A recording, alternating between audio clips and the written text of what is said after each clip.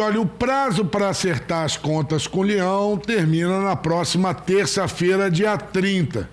No estado, são esperadas cerca de 2.200.000 declarações de imposto de renda. Mesmo com a ampliação do prazo por causa da pandemia, muita gente ainda não entregou a declaração. Você é uma delas? Hein? Responde aí para mim. Bom, se você não entregou, está aqui para conversar com a gente, coordenador do curso de Ciências Contábeis da Ubra Canoas, professor William Meirelles, que nos ajuda a esclarecer, né, esse momento de, né, que nos tomam o dinheiro do Leão, não tem, é inevitável, né? Então temos que declarar, até porque muitos conseguem ter esse dinheiro, uma parte desse dinheiro de volta, né? William, já aproveitando, quem é que deve declarar? Qual é a faixa que deve declarar imposto de renda? Boa noite, audiência. Boa noite, Bives e Paulo. Acho que faz em torno de um mês que eu estive aqui, né? Não tenha dúvida. Metade dos contribuintes ainda não tinham entregue.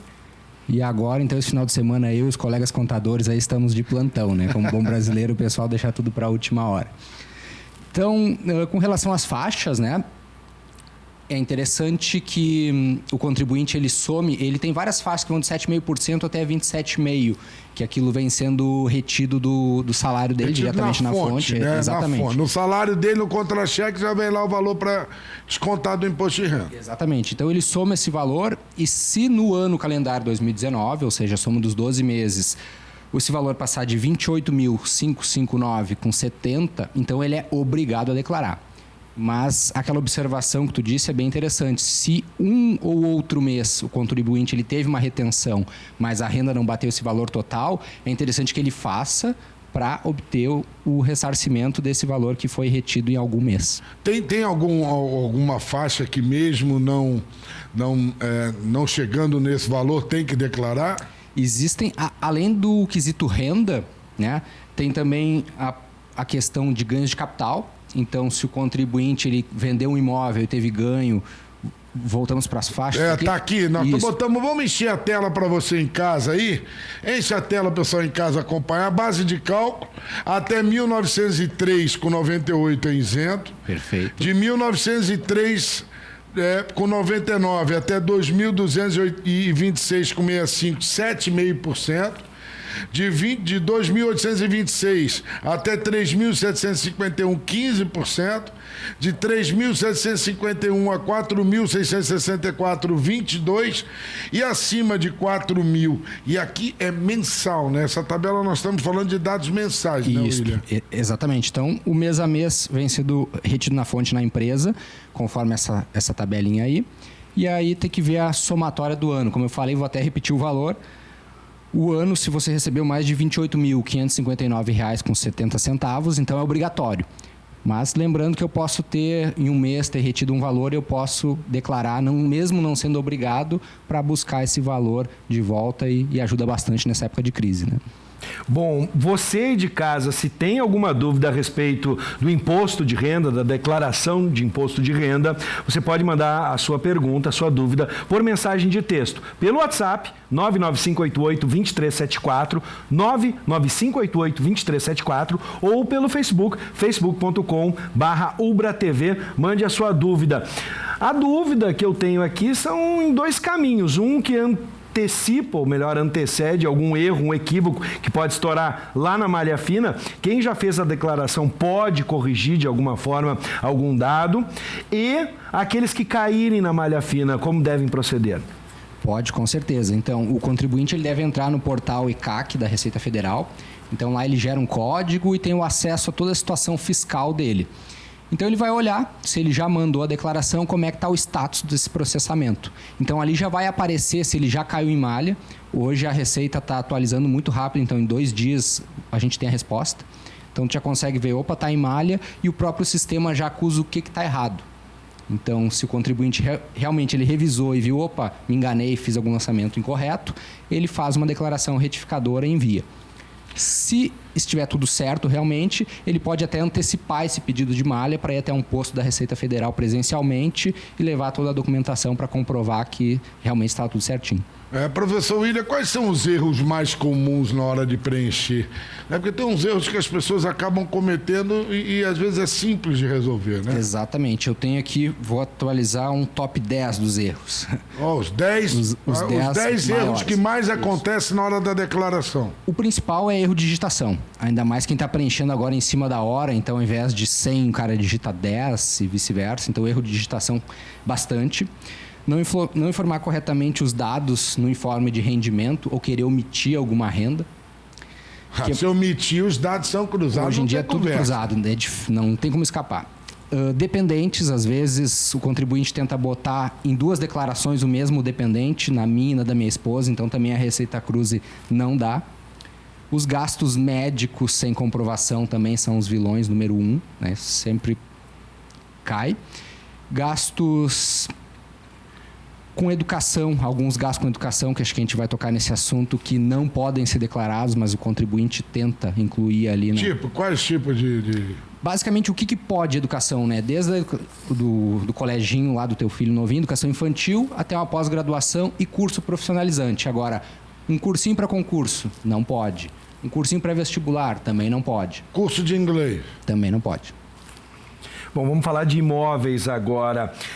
Como fazer a declaração deste item, né? Existem pessoas que têm a sua casa, o seu imóvel, mas também tem pessoas que têm casas e apartamentos que alugam, é uma fonte de renda, né? E esse caso de venda, por exemplo, sem a compra, em caso de venda, se a compra de um deles antes de 180 dias, como é que a gente deve proceder, se é uma compra recente? E quem vendeu no último ano, no ano passado, por exemplo, como é que faz? Quem comprou e ainda está pagando? A gente tem várias relações com imóveis. Tanto ele pode ser fonte de renda, como ele pode ser um bem que a pessoa acabou de adquirir. Exatamente. Um do meu item dos top 10 ali seria a questão quando o contribuinte ele tem bens incompatíveis com a sua renda. Então, vem bem a calhar esse assunto. Então, o contribuinte, sim, ele deve informar todos os imóveis que ele possui e, obviamente, eu comprei uma casa financiada, eu tenho 2 campos, eu tenho o valor da casa e o valor do financiamento, que foi a origem do recurso para poder pagar essa casa. Se eu vendi a casa, da mesma forma, eu tenho que declarar essa venda. Aí existe um programinha da Receita Federal que se chama Ganhos de Capital, que o contribuinte tem que baixar lá no sítio da Fazenda. E ele vai preencher onde vai ser calculado se existe a incidência ou não desse imposto, se ele teve um ganho de capital. Uma saída é que se eu tive um ganho de capital, mas eu vou reinvestir em outro imóvel residencial, eu tenho a isenção do imposto. Então, isso é bem importante que o contribuinte o faça. Sim. Então, isso... Como a gente está declarando 2019, né, já deveria ter feito, caso contrário, teria que se gerar uma guia do imposto a pagar no mês que a transação aconteceu e recolher o imposto. E aqueles que, por exemplo, têm imóveis como fonte de renda, como é que funciona a declaração? Para aluguéis, por exemplo? O bem vai estar lá na ficha de bens e direitos, o valor nominal do bem, e esse rendimento de aluguel, ele vai estar declarando os rendimentos também. O aluguel é um assunto importante que quase sempre ele dá problema, por quê? Porque tem a intermediadora no meio, né? Então, às vezes, a pessoa que paga, ela paga um pouquinho a mais, porque tem ali a comissão das imobiliárias, e isso, se não for bem declarado, também acaba dando uma inconsistência, uma dorzinha de cabeça aí para o contribuinte. É bem complicado. Marissa, nós temos já dúvida do professor. Tem um site que o professor William pediu para mostrar, vamos botar na tela, está aqui. Isso. O CAC. Esse é o portal ECAC, é o sítio eletrônico da Receita, onde a gente pode consultar toda a nossa situação fiscal, é nesse endereço aí.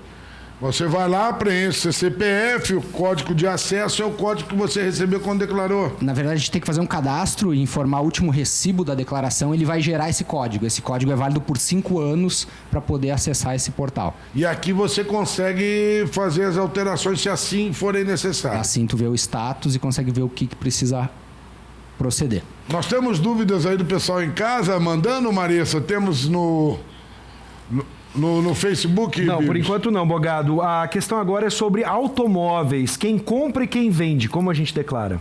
Quem compra da mesma forma que o imóvel, então ele tem que constar na ficha de bens e direitos pelo valor pago do automóvel.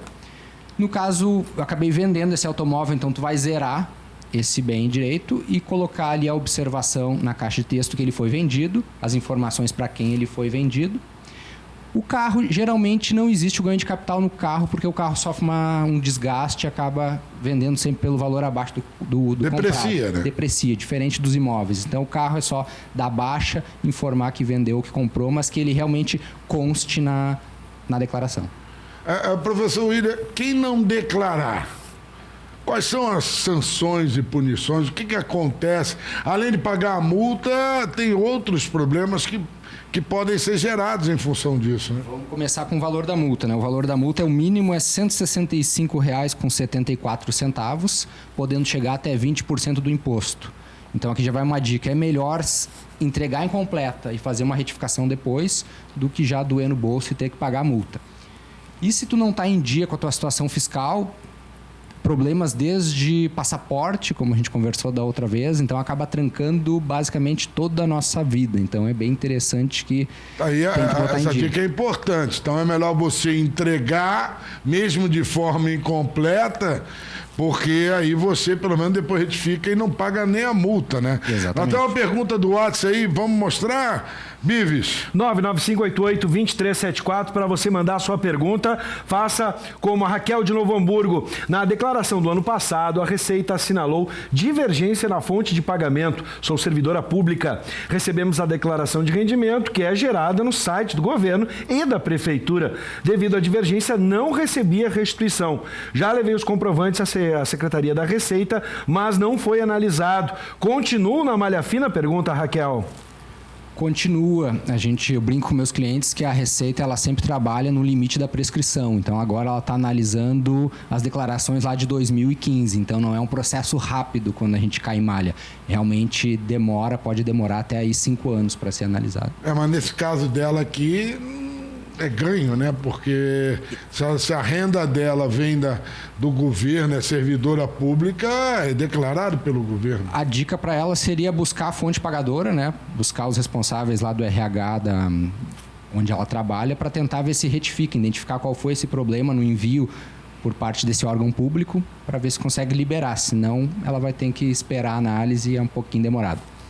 Bom, tem mais uma questão, porque com a taxa Selic lá embaixo, o brasileiro também está aprendendo a ser um investidor, a gente vem acompanhando com o crescimento da corretagem, por exemplo, e as pessoas estão indo para a Bolsa de Valores. Como é que a gente procede com o ganho na Bolsa de Valores? O ganho, se existe uma alternativa para quem não é um grande investidor. Se no ano passado, dentro de um mês, esse ganho de capital ele não foi superior a R$20 mil, esse ganho ele é isento. Então, eu tenho que ter a minha posição de ações com valor nominal que eu paguei lá no Bens e Direitos e aí colocar como isenção esse ganho.